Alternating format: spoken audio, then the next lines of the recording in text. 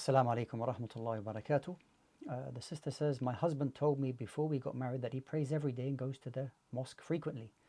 But from the day we got married last year, I have seen that he really only prays once a day and does not go to the masjid.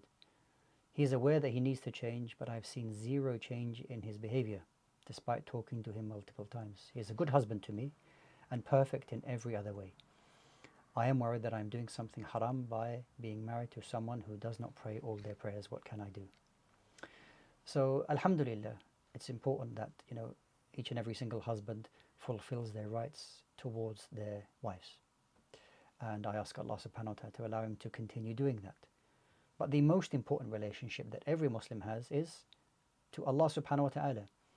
And it's not acceptable that we fall short in that. And the prayers are the first indication that we have a good or bad relationship with Allah subhanahu wa ta'ala. So I would advise you, sister, is to continue with your advice to him. If he's not really listening to you, then tell your husband to go and sit with somebody to seek advice, not to feel embarrassed, not to feel helpless, but just simply to get some advice so he can improve his situation with Allah subhanahu wa ta'ala, because that's the first thing that he's going to be asked about on the Day of Judgment, where excuses are not accepted.